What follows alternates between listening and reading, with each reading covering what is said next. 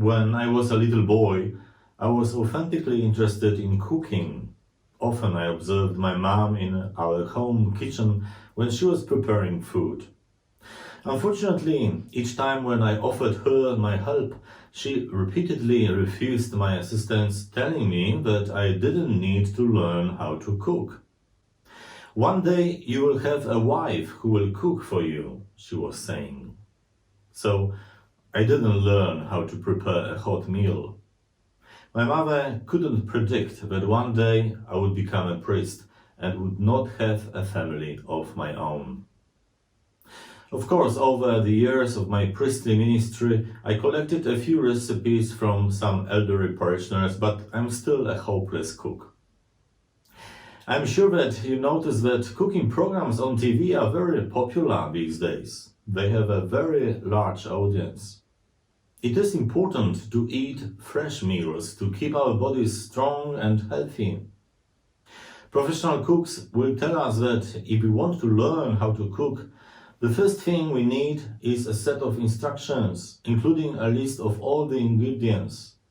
I guess we all have different cooking books offered to us for birthdays, or we have bought them ourselves.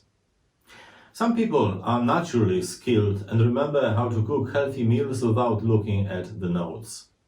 My mother was one of them. She didn't follow any books or TV programs. She had all the recipes in her head. But why am I talking about cooking today? Brothers and sisters, Jesus gave us a recipe for living a happy life. In today's Gospel, we read what he said to a great crowd of people, including his disciples.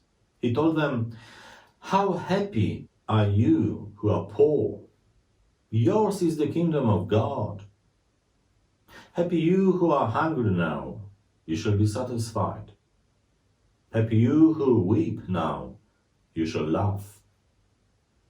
Happy are you when people hate you, drive you out, abuse you, denounce your name as criminals on account of the Son of Man.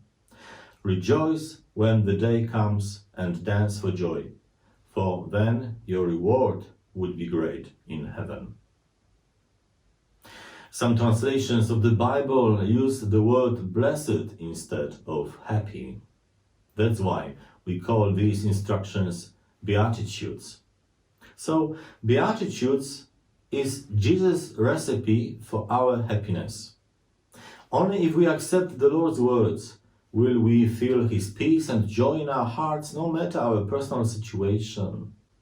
Of course, it will not be easy to smile when we are treated badly, or dance for joy when we might be unjustly called criminals on account of the Son of Man.